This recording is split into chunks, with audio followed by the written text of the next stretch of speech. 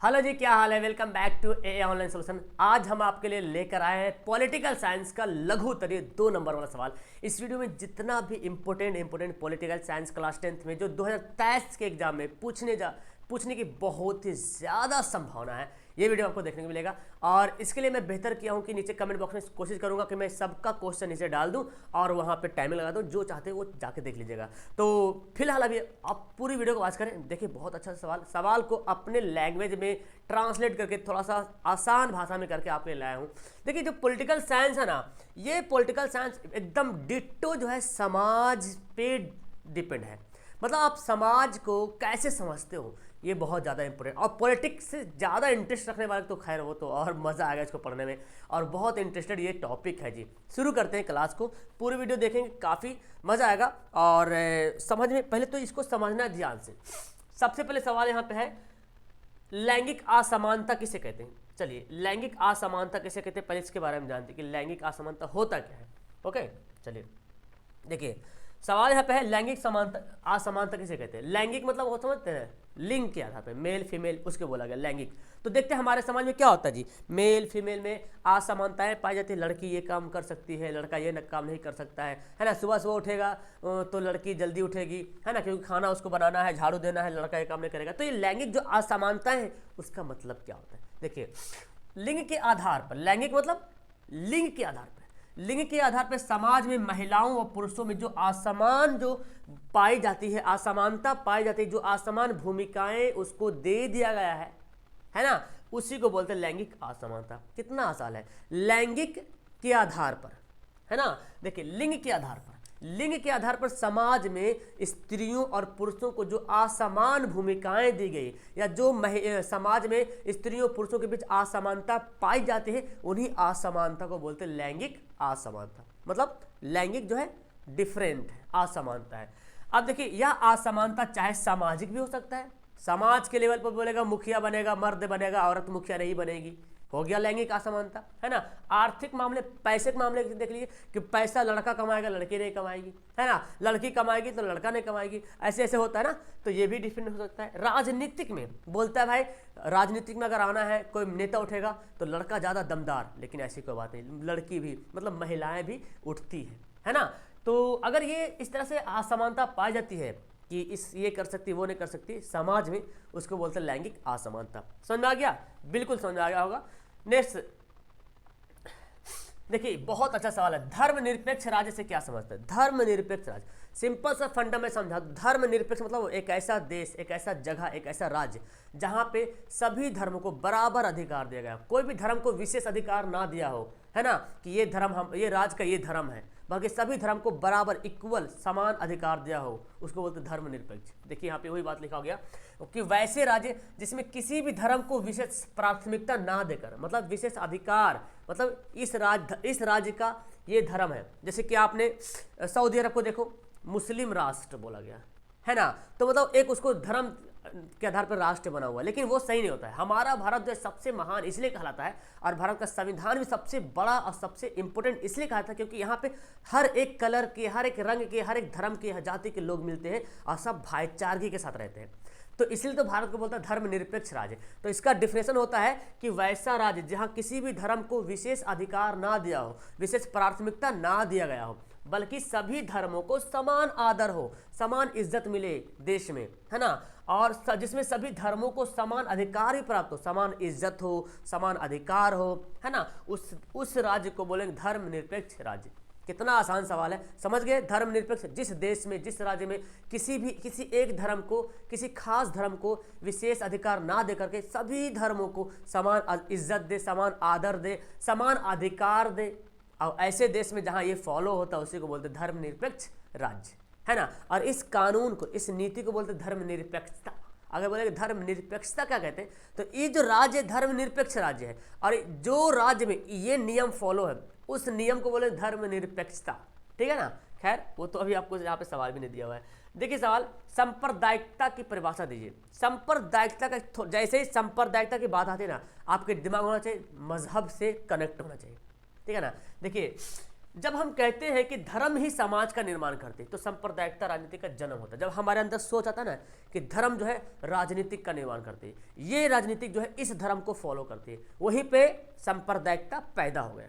ठीक है ना। जब हम कहते हैं कि धर्म ही समाज का निर्माण करती है, उसे सांप्रदायिकता, तो सांप्रदायिक राजनीति का जन्म हो जाता। और इस अवधारणा को जो है, इस अवधारणा पर आधारित सोच ही सांप्रदायिकता कहते हैं। तो जब हमारा सोच बनता है कि सांप्रदायिक जो है धर्म ही समाज का निर्माण करते हैं, कोई समाज है ये धर्म से निर्माण हुआ है, तो उसको बोलेंगे सांप्रदायिक। और इस सोच को क्या बोलेंगे? सांप्रदायिकता। इस सोच को, इसके अनुसार एक धर्म विशेष में आस्था रखने के लिए एक ही समुदाय के होते हैं और उनके मौलिक तथा महत्व हित एक जैसे होते हैं। मतलब जैसे कोई एक समाज है, कोई एक गांव है, मान लीजिए एक मोहल्ला है, वो पूरा हिंदू ही महल एरिया है, तो बोला कि ये हिंदू मोहल्ला है, यहाँ पे हमारा नियम फॉलो होगा, तुम्हारा नियम फॉलो नहीं होगा। फिर एक मोहल्ला सिर्फ मुस्लिम मोहल्ला है ना, तो वहाँ सिर्फ मुस्लिम का रोल फॉलो होगा। तो अगर मुस्लिम का ही राजनीतिक चलेगा, हिंदू में हिंदू का राजनीतिक चलेगा, अगर ये सोच पैदा हो रहा है, उसको बोलते क्या? सांप्रदायिक। और सांप्रदायिक दंगा भी देखने को मिलता है। अगर दो गुटों में लड़ाई झगड़ा हो गया तो बोलते सांप्रदायिक दंगा हो गया। सांप्रदायिक मतलब धर्म से कनेक्टेड वाली बात। ओके, देखिए सांप्रदायिक सत्ता की साझेदारी का अर्थ क्या है, इसका बहुत अच्छे तरीके से सहल से मैंने लिखा क्या अर्थ है। सत्ता की साझेदारी का मतलब क्या होता है समझिए। देखिए सत्ता में साझेदारी को लोकतांत्रिक व्यवस्था का एक आवश्यक और महत्वपूर्ण आधार माना जाता है। लोकतंत्र अवस्था में, लोकतांत्रिक अवस्था में, लोकतांत्रिक ढांचा में सत्ता में साझेदारी बहुत ही ज्यादा अहम है, बहुत ज्यादा इंपॉर्टेंट महत्व है। यह एक ऐसी शासन व्यवस्था है, सत्ता की साझेदारी एक ऐसी शासन व्यवस्था है जिसमें समाज के प्रत्येक समूह और समुदाय की भागीदारी होती है। प्रत्येक समूह, समाज के हर एक व्यक्ति, हर एक समुदाय के लोग क्या करते हैं? पार्टिसिपेट करते हैं, हिस्सेदारी करते हैं। सत्ता की साझेदारी ही लोकतंत्र का मूल मंत्र है। अगर लोकतंत्र में सत्ता की साझेदारी ना करें, है ना, हम जाके वोट ही नहीं देंगे तो कैसे हो पाएगा? लोकतंत्र सफल नहीं हो पाएगा ना। इसलिए हमारा कर्तव्य क्या बनता है कि हम वोट दें, सरकार की नीतियों को हेल्प करें, है ना। इसको बोला गया सत्ता की साझेदारी। तो सत्ता की साझेदारी लोकतंत्र का मूल मंत्र है। लोकतांत्रिक सरकार में प्रत्येक नागरिक की हिस्सेदारी होती है, और जहां जहां लोकतांत्रिक सरकार है वहां हर एक नागरिक हिस्सेदारी करता है। हम इसमें पार्टिसिपेट करेंगे, चुनाव हुआ तो मुखिया को सपोर्ट करेंगे, नेता को सपोर्ट करेंगे, तब ना वो जीतेगा, हमारा नेता बनेगा, हमारा विकास करेगा। ये जो हम पार्टिसिपेशन कर रहे हैं उसे तो बोलते हैं सत्ता की साझेदारी। हम भी पार्टिसिपेट कर रहे हैं उसमें, है ना। तो जैसे यहाँ पे देखिए मतदान में भाग लेना, किसी संस्था निर्णय निर्माण की प्रक्रिया को जो है प्रभावित करना। जैसे मान लीजिए कि आपके एरिया में कोई संस्था स्थापित करना है, तो आप अगर कोई मोहल्ला है वहाँ स्कूल स्थापना करना है, तो आप कोई नेता आएगा तो पता करेगा कहाँ पे स्कूल सही रहे, तो सब लोग मोहल्ला लोग बोलेगा हाँ भाई यहाँ सही रहेगा, यहाँ सही रहेगा, यहाँ सही रहेगा। तो अब क्या कर रहे हैं? ये सरकार की नीति थी और हम उसमें क्या कर रहे हैं? हिस्सेदारी ले रहे हैं, यहाँ सही रहेगा, यहाँ सही रहेगा। तो क्या कर रहे हैं? हम हिस्सेदारी कर रहे हैं, सत्ता की साझेदारी कर रहे हैं। इसके अलावा राजनीतिक मामले में भी आता है कि जो राजनीतिक पार्टियां होती है, तो एक सरकार बनी, अब उस सरकार जो है अपनी बहुत सारी शक्तियां जो है हर एक नेता को देता है, तो वो भी क्या हो रहा? सत्ता में साझेदारी हो रहा है ना। चलो, तो ये हमारा इतना लिखिएगा, 2 नंबर काफ़ी है, 2 या 3 नंबर। परिवारवाद क्या है? सिंपल सा समझते हैं।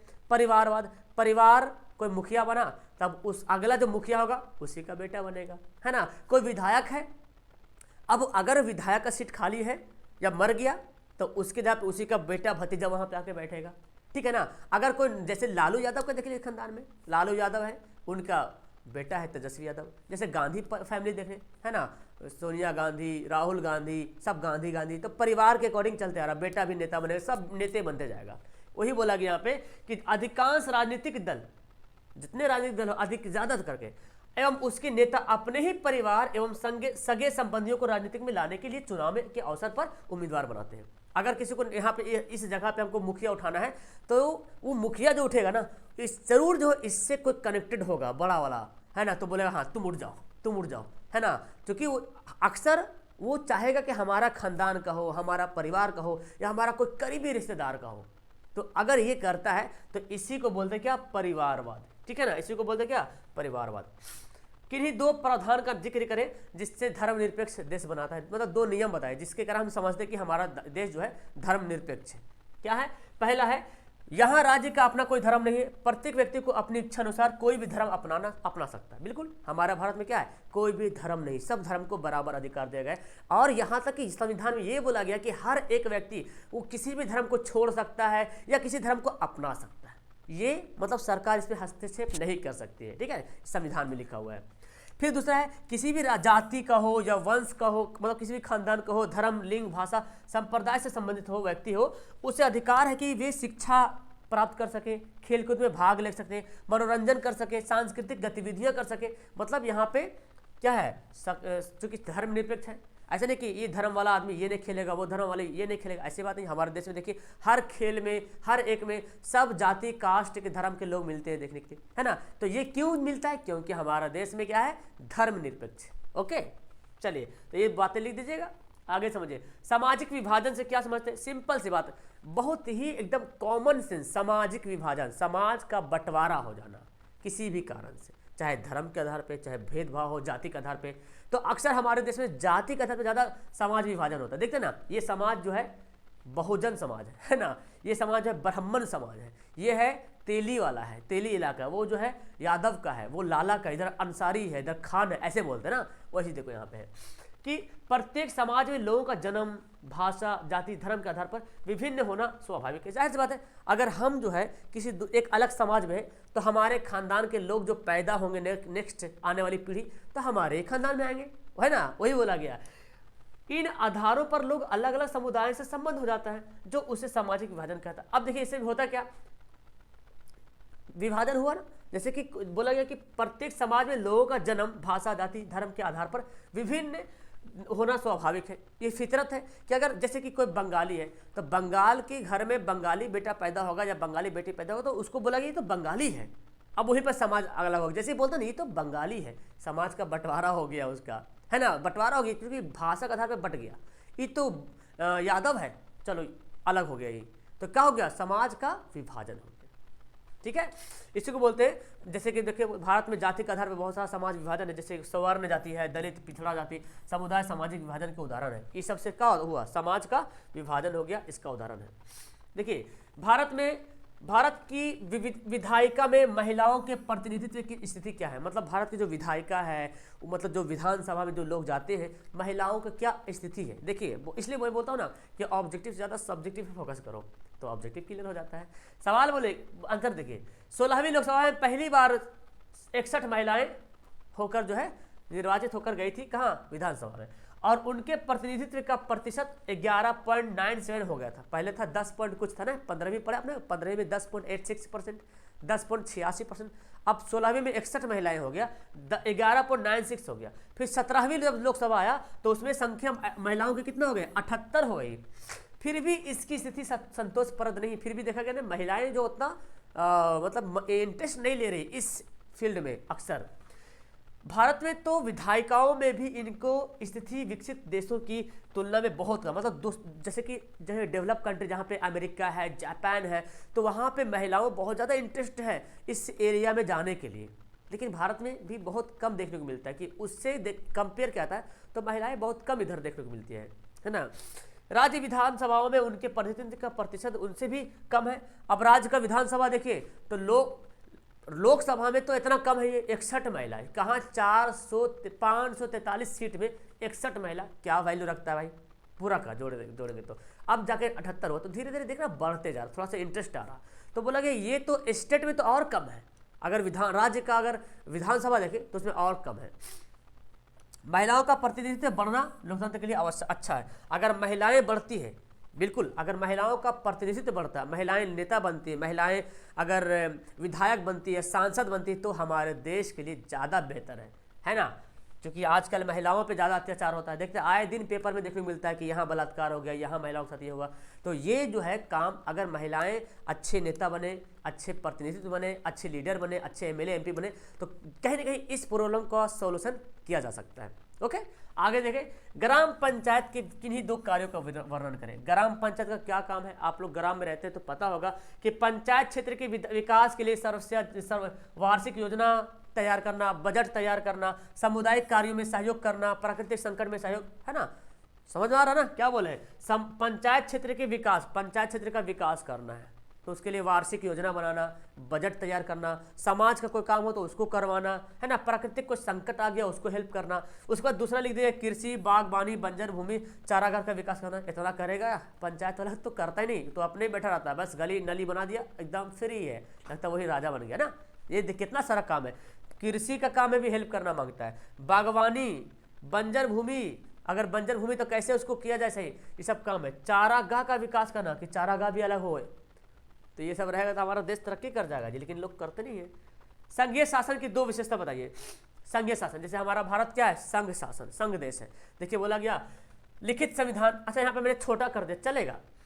दो मुख्य विशेषता है कि, अच्छा यहाँ पे बढ़ा कर आप लिख सकते हो कि संघीय शासन में लिखित संविधान होता है, ठीक है, थोड़ा लंबा लगेगा देखने में, कि दो स्तरों, यहाँ जो है लिखिएगा संघीय शासन में दो स्तरों की सरकार होती है, एक केंद्र सरकार, दूसरा राज्य सरकार होती है, ठीक है ना, आप इतना लिख दीजिएगा चलेगा। महापौर के पर संक्षिप्त टिप्पणी लिखिए, महापौर के बारे में लिखना कि महापौर होता क्या है, क्या समझते हैं इसके बारे में। देखिए नगर निगम में एक महापौर होते हैं, जानते हैं, हर एक नगर निगम में एक महापौर होते हैं। महापौर का चुनाव नगर परिषद के सदस्य अपने बीच से करते हैं। क्या कौन करता है, महापौर का चुनाव नगर निगम के जो नगर परिषद जो है ना, नगर परिषद के जो सदस्य उन लोग चुनता है, नागरिक नहीं चुनता है, नगर परिषद के सदस्य के द्वारा होता है। महापौर निगम परिषद का सभापति होता है। जितना निगम मतलब नगर निगम समझते हैं ना, तो नगर निगम का सभापति कौन होता है, महापौर होता है, मेन हेड होता है पूरा नगर निगम का। जैसे पटना नगर निगम, उसका मेन हेड कौन रहेगा, महापौर रहेगा।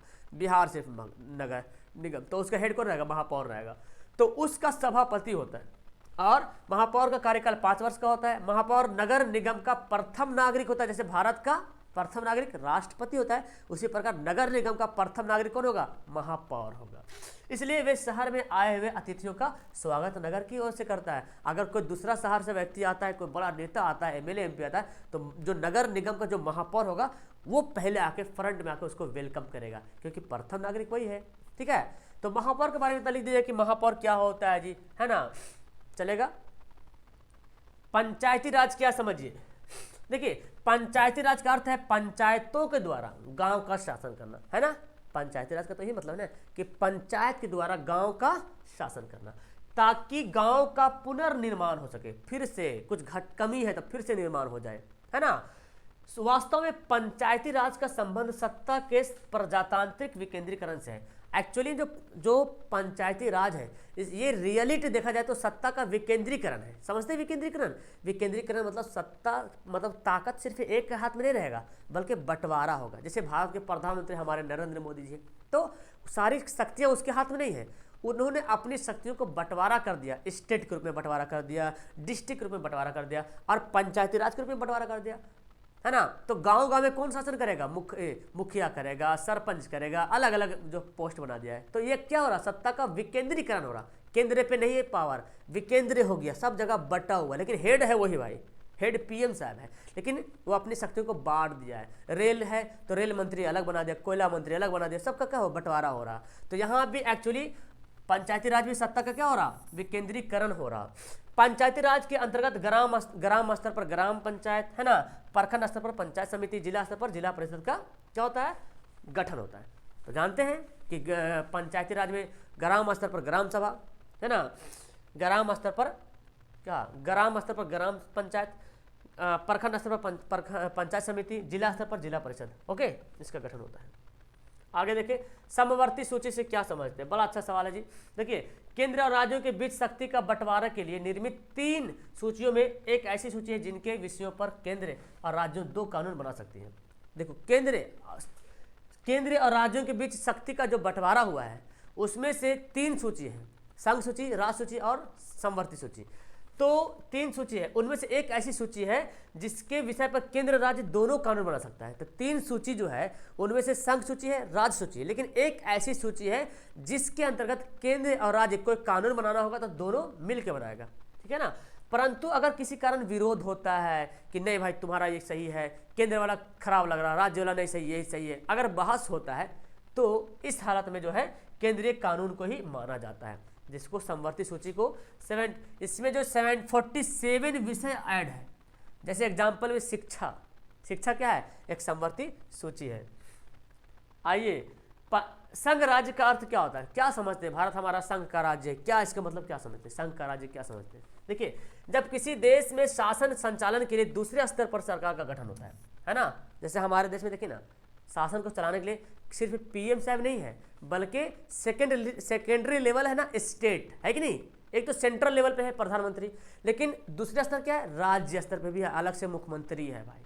तो ही बोला गया कि जब किसी देश में शासन चलाने के लिए, संचालन मतलब चलाने के लिए किसी दूसरे स्तर का गठन, सरकार का गठन किया जाता है, तब वह संघ राज्य कहलाता है। तो हमारे भारत में क्या है ना, संघ राज्य, क्योंकि भारत क्या है, एक संघ का राज्य है। भारत में प्रधानमंत्री है, उसका पावर जो है बट करके राज्यों में भी आ गया है। अब राज्य का मुख्यमंत्री भी अपना शासन चलाएगा वहाँ, ठीक है ना। तो हुआ ना दो स्तर, एक केंद्र स्तर, एक राज्य स्तर। संघ राज्य में सर्वोच्च स्तर पर केंद्र सरकार होती है, समझ सकते हैं, मतलब ऊंचा में कौन होता है, केंद्र सरकार होता है, और प्रांत की अपनी सरकारें होती है, और एक लिखित संविधान भी होता है। दोनों स्तर की सरकारों के बीच शक्तियों का बंटवारा किया जाता है।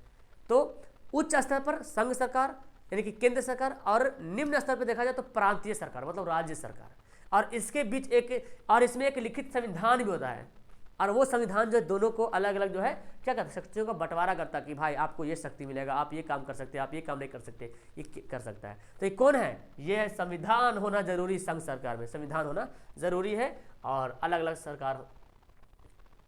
भारत को गणतंत्र क्यों कहते हैं? आइए सिंपल सा बोल सकते हैं, भारत को गणतंत्र क्यों कहते हैं। देखिए यहाँ पे भारतीय संविधान की प्रस्तावना में ही है कि भारत गणतंत्र, एक गणतंत्र राज्य है, या भारत को गणतंत्र घोषित किया गया। जो प्रस्तावना है ना, भारत का संविधान जो किताब है, उसका पहला पेज में ही पूरा प्रस्तावना लिखा हो कि भारत जो है गणतंत्र राज्य है, भारत को गणतांत्रिक राज्य घोषित किया गया है ना। ये इससे स्पष्ट, अब इसी से पता चलता है कि किसी देश में किसी वंशगत राजा का शासन नहीं होगा। इससे पता चलता है कि भारत में किसी जो जहाँ जहाँ गणतंत्र होगा, इससे पता चलता है कि किसी उस देश में वंशगत शासन नहीं चलेगा, मतलब बाप का बेटा नहीं बनेगा राजा। अब बाप चुनाव लड़ा तो बेटा को भी चुनाव लड़ना पड़ेगा, जीतेगा तभी वो गद्दी पे बैठेगा। पहले क्या होता था, राजा महाराजा में क्या होता था, बाप बना, बाप के बाद बेटा तय है, बेटा बाद उसका पोता तय है, उसका परपोता, छरपोता, सब एकदम लगातार, ठीक है ना। जैसे आप मुगल का ही देख लीजिए ना, बाबर है ना, हुमायूं, अकबर, जहांगीर, औरंगजेब, इस तरह से देखिए आगे पढ़ते गया। तो ये था राजतंत्र था, अभी भी होता है ब्रिटेन वगैरह में। यहाँ जनता के लिए जनता द्वारा शासन होता है। संविधान यह व्यवस्था करता है कि देश का शासन राष्ट्रपति होगा। संविधान क्या बोलता है, देश का शासक कौन होगा, राष्ट्रपति होगा, जो जनता के द्वारा अप्रत्यक्ष रूप से निश्चित अवधि के लिए चुना जाता है। जनता चुनता है लेकिन डायरेक्ट नहीं चुनता, इनडायरेक्ट चुनता है। तो देश का शासक कौन है, राष्ट्रपति। संविधान के अकॉर्डिंग संविधान व्यवस्था करता है कि देश का शासक कौन है, बोलता है ना, संविधान के अकॉर्डिंग देश का पहला नागरिक कौन है, राष्ट्रपति है ना। तो ये हो गया हमारा इसका आंसर। भारतीय संविधान के अनुच्छेद 19 में क्या समझते हैं, हम लोग पढ़ चुके। 19 जो है स्वतंत्रता का अधिकार देता है। अब देखिए इसी को उल्लेख कर देंगे। अनुच्छेद 19 के द्वारा भारतीय सभी नागरिकों को स्वतंत्रता का अधिकार दिया गया है। अब इसके अंतर्गत क्या क्या अधिकार है लिख दीजिए। इसके अंतर्गत बोलने की स्वतंत्रता, शांतिपूर्वक सभा करने की स्वतंत्रता, शांतिपूर्वक है ना, संघ बनाने की स्वतंत्रता, मतलब ग्रुप हम बना सकते हैं, है ना। देश के किसी भी क्षेत्र में आवागमन की स्वतंत्रता, कहीं भी एक देश से दूसरे देश जा सकते हैं अपने राज्य में, हाँ राज्य में एक राज्य से दूसरे राज्य जा सकते हैं। देश के किसी भी क्षेत्र में निवास कर सकते हैं, है ना, कोई भी व्यापार कर सकते हैं, कोई भी धर्म को फॉलो कर सकते हैं, अपने धर्म को प्रचार प्रसार कर सकते हैं, शांतिपूर्वक सभा का कर सकते हैं। अब सभा में कोई भी सभा हो, धार्मिक सभा होते हैं, सामूहिक सभा हो, जो भी हो सभा हो, तो ये हमको स्वतंत्रता देता है कौन, संविधान। इसलिए धारा 19 अनुच्छेद 19 जो है इसीलिए बोला गया। दल बदल कानून क्या है, बड़ा इंपॉर्टेंट सवाल है भाई साहब। दल बदल कानून समझिए, जब कोई जनप्रतिनिधि किसी दल विशेष से चुनाव पर लड़ता है और चुनाव जीत जाता है, तो उसके बाद क्या होता है, उसके बाद बड़ा होशियारी से क्या करता है, दल को, पार्टी को छोड़ करके दूसरा पार्टी चल जाता है। मतलब जैसे कि चुनाव हो रहा है, हमने एक नेता को चुना, मान लेते ये नेता से है, इसको है ना जय जय नारा लगाए, इसको जिता दिए। अभी बंदा नेता बना, मान लेते कि ये जो है कांग्रेस से था, मैंने इसको जिता दिया। अब ये इसको लालच दिया, दूसरे पार्टी में चला गया, बीजेपी पार्टी में चला गया। तो जो जनता ने वोट दिया है इसको, तो इसको क्यों वोट दिया, क्योंकि हमारा विकास करे, जनता इसको लाइक करती है। अब जब इसको लाइक करती है तो ये अपना लालच में क्या किया, वो चला गया दूसरी पार्टी में, तो ये खराब नहीं हो गया भाई। अब जनता तो आक्रोशित हो जाएगा, यार ये क्या हो, यार मैंने जिसको वोट दिया तो मेरा आदमी चला गया उधर, अब तो बड़ा अपना मनमानी करेगा, ऐसे होता ना। तो यहाँ पे वही बोला कि उस दल को त्याग कर दूसरे दल में चल जाता है, तो इसी को बोलते हैं दल बदल। क्या बोलते हैं? दल, मतलब दल को बदल देना, पार्टी को बदल देना। यानी कि बोल सकते हैं जब हम किसी नेता को चुनते हैं और वो चुनाव जीतने के बाद किसी अपना दल त्याग करके दूसरे दल में चल जाता है, दूसरा पार्टी में चल जाता है, इसी को बोलते हैं दल बदल। अब समझिए, इसके कानून भी बना है, तो कानून बोला गया। कानून क्या है? दल बदल तो समझ गया। अब कानून बना इसके लिए कि भाई साहब कोई भाग जाएगा उधर तो नुकसान है ना। अब एक तो भागेगा तो दिक्कत होगा, सब के सब चल जाएगा तो अच्छी बात है। हाँ भाई, खराब पार्टी, चलो सब चल जाता पूरा बाराती में, है ना। लेकिन एक तो छुट-पुट कर लेगा तो दिक्कत है। तो उसके लिए क्या क्या नियम बना दिया। तो एक तो कोई जगह नहीं करेगा, जब भी जाएगा तो कम से कम पार्टी का 70% जाएगा तभी हो पाएगा। यानी कि 10 लोग हैं तो 7 लोग जाएगा तब होगा।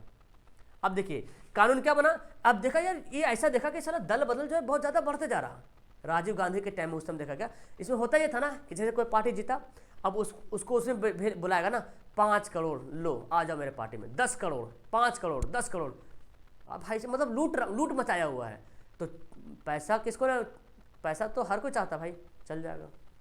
देखा कि ये तो गड़बड़ हो रहा, तो क्या किया ना, 1985 में एक बार 2003 में संशोधन कर लिया, एक कानून बनाया। कानून क्या बनाया कि इस कानून के द्वारा यह व्यवस्था की गई कि यदि कोई सांसद या विधायक, यदि कोई कौन सांसद या विधायक, पढ़ते हैं ना ऑब्जेक्टिव में, कौन करता है? सांसद या विधायक दल बदल करता है। अगर सांसद या विधायक दल को बदल करता है तो क्या होगा? उससे सदन का सदस्य खोना होगा। मतलब उसको अब विधायक का नहीं मिलेगा पर्ची, विधायक के सीट से खोना पड़ेगा, एक आम नागरिक बन जाएगा है ना। मतलब अपना पद खत्म, विधायक का पद खत्म, वो एक आम नागरिक हो गया। अब ऐसा कोई चाहेगा भी नहीं भाई कि हम इतना मुश्किल से हम चुनाव जीते भाई, है ना। हम दल 5 करोड़ के चक्कर में हम एक आम नागरिक बन जाए। मेन सबसे बड़ी बात इज्जत, है ना।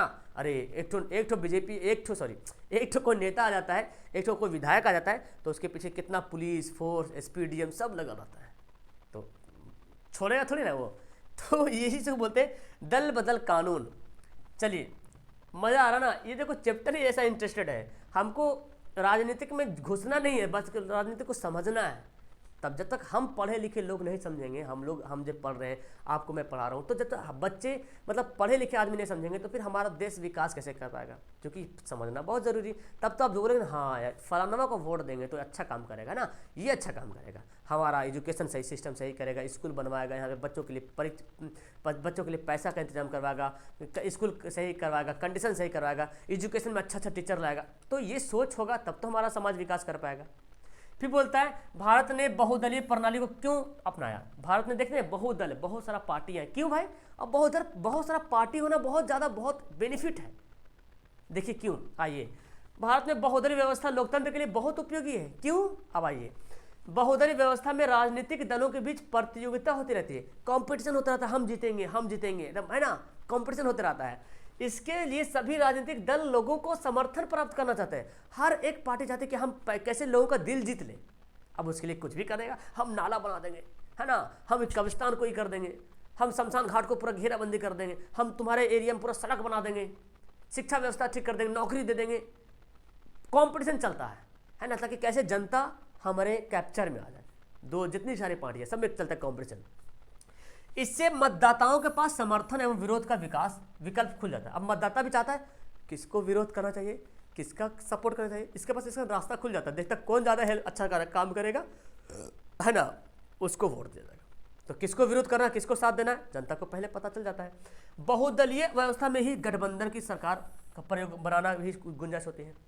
अब देखो जब ऐसा सरकार करेगी तो हर जब भी कोई सरकार चुनाव जीतेगी तो सोचेगा हाँ यार बहुत मुश्किल से वोट मिला है, अब पूरा का विकास करेंगे, सबका विकास करेंगे, ताकि अगले 5 साल फिर इसी के नाम पे वोट लेंगे। देखिए हम विकास किए थे ना, वोट दीजिए हमको। तो अगर पार्टियां अलग अलग ना हो तो एक पार्टी हो तो फिर राजा बन जाएगा, फिर तो वो राजा बन जाएगा जी, ठीक है।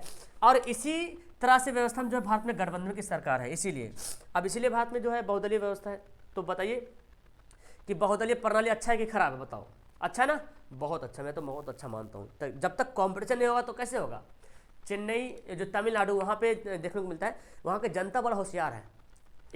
5 साल बाद अगर एक पार्टी को वोट देगा ना तो वो जीतेगा, और अगला 5 साल में दूसरा पार्टी को वोट दे देगा। जनता लोग खुद होशियार है कि जान रहा कि अगला नया जो आएगा ना वो खूब काम करेगा, और फिर होगा तो फिर अब उसको दे देगा वोट।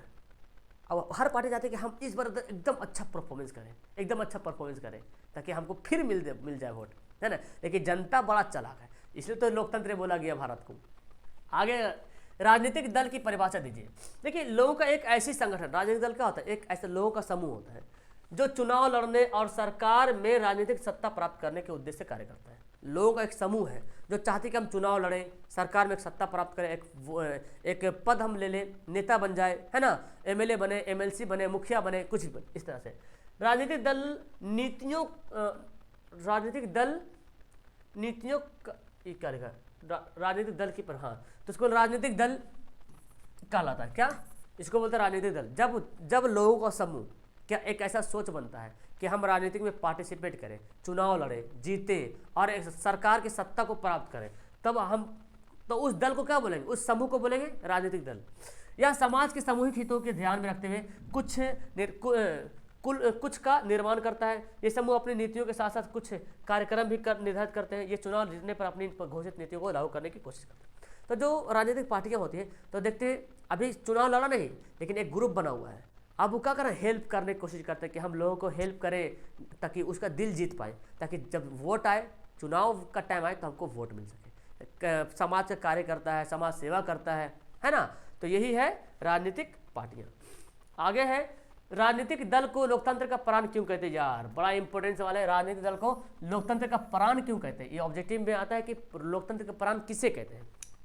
देखिए, राजनीतिक दल के बिना हम लोकतंत्र की कल्पना नहीं कर सकते। राजनीतिक दल के बिना लोकतंत्र की कल्पना बिल्कुल भी नहीं कर सकते हैं। राजनीतिक दल चुनाव में भाग लेते हैं, है ना, क्या करते हैं? भाग लेते हैं चुनाव में, उम्मीदवार खड़े करते हैं तथा चुनाव में जीत हासिल करने पर सरकार का निर्माण करते हैं, ठीक है ना। राजनीतिक दल के बिना हम सरकार की कल्पना भी नहीं करते हैं ना, लोकतंत्र कि हमारा लोकतंत्र कायम रहे, इसकी कल्पना भी नहीं कर सकते। अब जो राजनीतिक दल क्या करती है? चुनाव लड़ती है, जीत उम्मीदवार खड़े करती है, फिर वो जीतती है, जीतने के बाद का एक सरकार बनाती है। ये जनता को राजनीतिक प्रशिक्षण भी देता है, जनता को ट्रेनिंग भी देता है भाई कि हमको कैसे कैसे नेता को चुनना है ना। तो जनता का माइंड भी डेवलप हो जाता है, हाँ भाई ये सही आदमी काम कर रहा है, इसको वोट दिया जाए, मतलब जनता ट्रेंड हो गया है, ठीक है।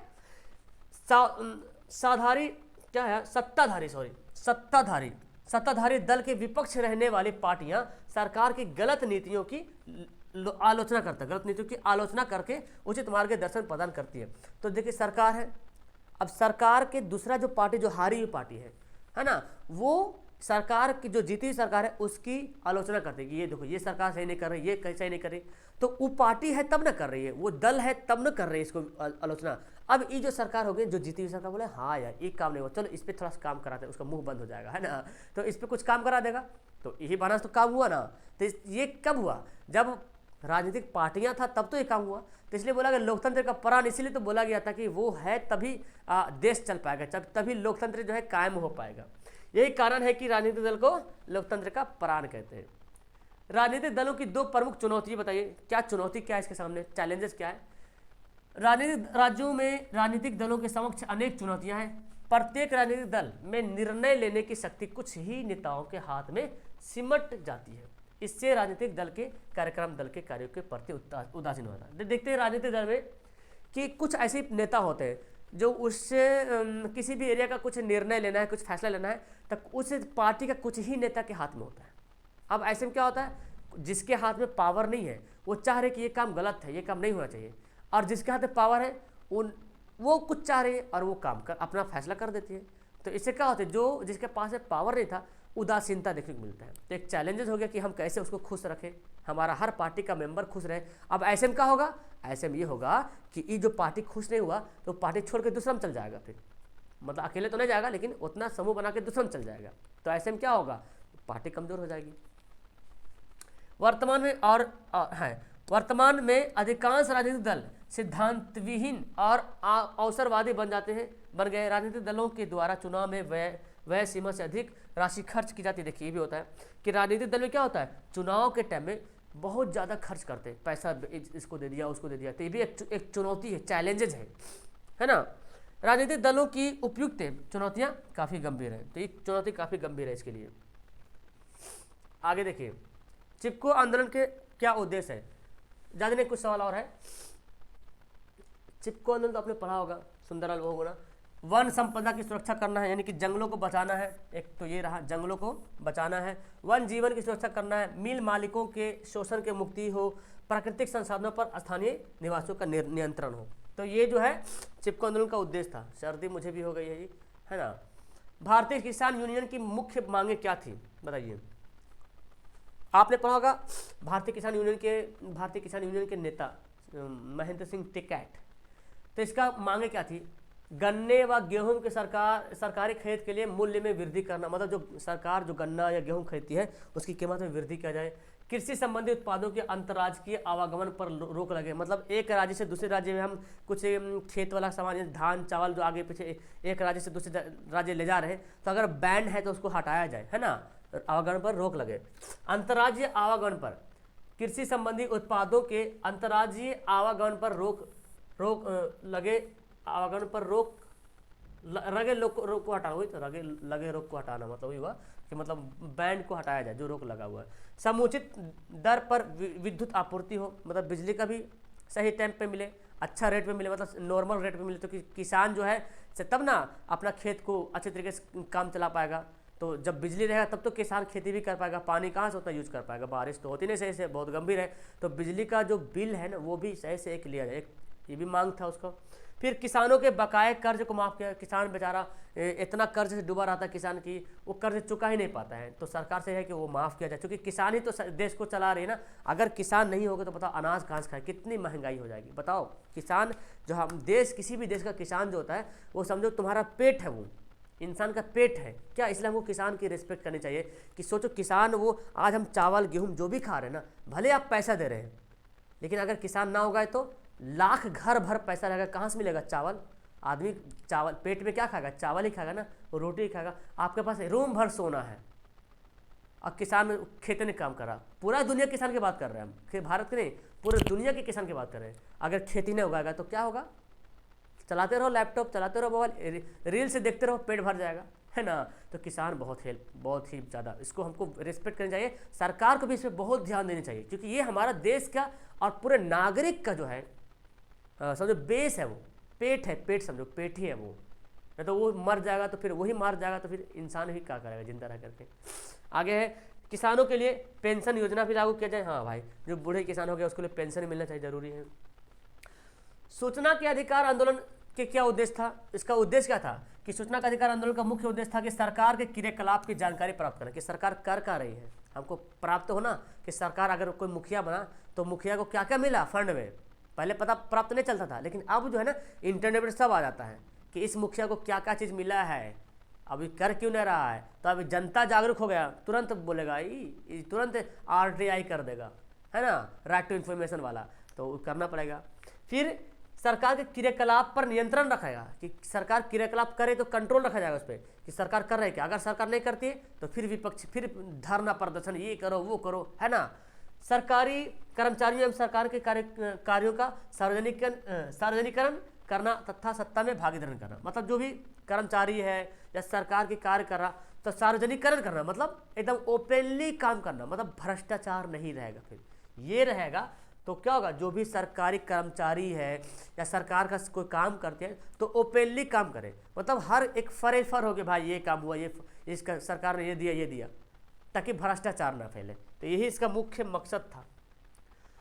लोकतांत्रिक विकेंद्रीकरण का क्या अर्थ है, वही जो मैंने आपको बताया था, सत्ता का पावर बढ़ जाना। लोकतांत्रिक व्यवस्था में सरकार द्वारा योजनाओं का निर्माण होता है, लेकिन उन्हें स्थानीय स्वशासन की संस्थाओं द्वारा क्रियान्वित करने का प्रयास किया जाता है। कोई भी योजना बना, अब योजना जो बनेगा तो प्रधानमंत्री थोड़ी ना पूरा गांव गांव पहुंचाएगा, उसके नीचे नीचे जितने सारे पोस्ट है वो जो अपना अपना पावर को हेल्प इस्तेमाल करके हर एक आदमी को पहुंचाएगा। तो ये क्या है, विकेंद्रीकरण हो रहा, सत्ता एक के आदमी के पास नहीं बल्कि बंटवारा हो रहा है ना। अब देखिए मुखिया के पास भी आता है गेहूँ तो भी बोलता है अरे बाप मुखिया के पास आया गेहूँ, तो मुखिया बुलाएगा उसको देगा, तो पावर है तब ना।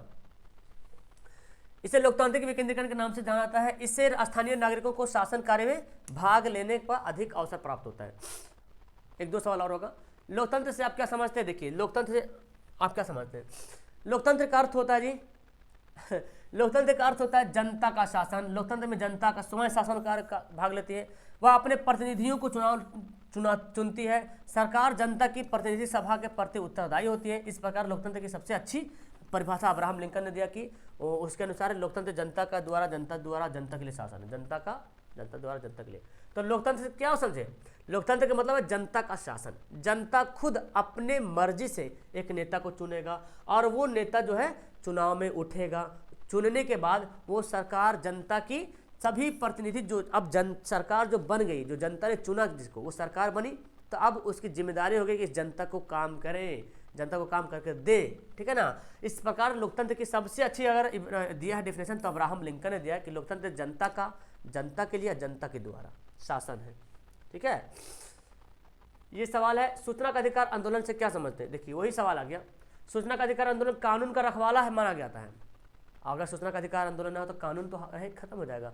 पुलिस खूब अपने मर्जी से काम करेगा, आप अपना अधिकारी अपने मर्जी से काम करेगा, लोग तो क्या बनेगा? चींटी बन जाएगा। फिर सूचना का अधिकार अधिनियम 2005 लोकतंत्र का रखवाला बन चुका है। इससे प्रत्येक नागरिक को यह अधिकार मिल गया है कि वह विभिन्न समस्याओं के समाधान की दिशा में सरकार के द्वारा किए गए कार्यों को जानकारी प्राप्त करे, उससे संबंधित किसी भी अभिलेख की मांग करे। सरकारी अधिकारी के लिए मांगी गई सूचना उपलब्ध कराना उसका कानूनी उत्तरदायी बन गया है ना। इससे गोपनीयता की जगह प्रशासन की पारदर्शिता आई है। पदाधिकारी सतर्क, पारदर्शी और निष्पक्ष रहने के लिए बाध्य हो गए। समझिए, देखिए सूचना का अधिकार अधिनियम 2005 ये एक लोकतंत्र का रखवाला बन गया। कैसे बन गया? देखिए प्रत्येक नागरिक को यह अधिकार मिल गया है, हर एक नागरिक को अधिकार मिल गया इस नियम से। हर एक नागरिक के पास एक अधिकार मिल गया, हक मिल गया है कि वो समस्याओं को समाधान की दिशा में सरकार के लिए कोई काम कर रहा, जो समस्या कुछ हो रहा तो क्यों हो रहा भाई, क्यों ये समस्या हो रहा, सरकार से डिमांड कर सकता है, काम के कार्यों की जानकारी प्राप्त कर सकता है कि मेरा काम क्यों नहीं हो रहा है। तो ये कैसे लोग मांग रहे हैं? इस कानून के अकॉर्डिंग मांग रहे हैं कि मेरा काम क्यों नहीं हो रहा। अब उससे संबंधित किसी भी अभिलेख को मांग कर सकते हैं कि भाई कोई पेपर दिखाई सर मेरा काम क्यों नहीं हो रहा है ना, इतना दिन से रखा हुआ मेरा काम क्यों नहीं हो रहा, तो ये मांग कर सकता है। सरकारी अधिकारी की मांग, अब जो मांगा है ना उसको दिखाना भी जिम्मेदारी है, दिखाना पड़ेगा उसको, क्योंकि कानूनन अधिकार है वो। इसे गोपनीयता की जगह, अब पहले लोग गोपनीयता चुप्पे काम कर लेता था, अब क्या हुआ? पारदर्शिता हो गया, ट्रांसपेरेंट हो गया कि हाँ भाई ये एकदम साफ है, आपका काम है, आपका काम नहीं, ठीक है। तो इसीलिए जो है कानून का रखवाला बन गया है। मेरे ख्याल से ये लास्ट सवाल है। सवाल पढ़िए, लोकतंत्र जनता के लिए जनता द्वारा शासन है कैसे? चलिए बताइए। वही मतलब ले दे के सारी बातें वहीं पे आ जा रही है। लोकतंत्र में लोग यानी जनता अपने प्रतिनिधि का चुनाव करती है ना। चुने हुए प्रतिनिधि जनता की भलाई के लिए क्रियाकलाप भलाई के लिए क्या है? कृत संकलित कुछ और है, चलो छोड़ो। चुने हुए प्रतिनिधि जनता की भलाई के लिए काम करते हैं, ऐसे लिख देना। यदि ये चुने हुए प्रतिनिधि भली भांति अपने दायित्वों का निर्वहन नहीं करती, मतलब जो जिसको हम चुने हैं, अगर वो अच्छी तरीके से काम नहीं करती है तो अगले 5 साल में जो चुनाव होगा तो उसे हरा कर फिर दूसरा नया सरकार को चुनेगी जनता, ठीक है ना। इसीलिए पता चलता कि लोकतंत्र जो है जनता द्वारा जनता के लिए शासन है, क्योंकि लोकतंत्र में जनता खुद सरकार चुनती है और सरकार बनेगी तो जनता के प्रति उत्तरदायी होगा। अगर वो सरकार काम नहीं करती है तो फिर अगले 5 साल में जनता उसको लात मार के बाहर कर देगी और फिर जो है नया सरकार को चुनेगी फिर जनता। इस प्रकार जो है जनता जो है लोकतंत्र जनता द्वारा जनता के लिए शासन है। फिलहाल मुझे सर्दी हो चुकी है अब इसमें कुछ कर नहीं सकते। फिलहाल तो मेरे ख्याल से आपको बहुत अच्छा लगा ये वीडियो और लगभग अच्छा देर हो गया है, तो सारा सवाल इंपॉर्टेंट था। आई थिंक आपको समझ में आएगा। नीचे कमेंट कीजिएगा आपको कितना सवाल याद था, कितना याद नहीं था। वीडियो क्लास करते हैं direct solve. Thank you everyone, bye.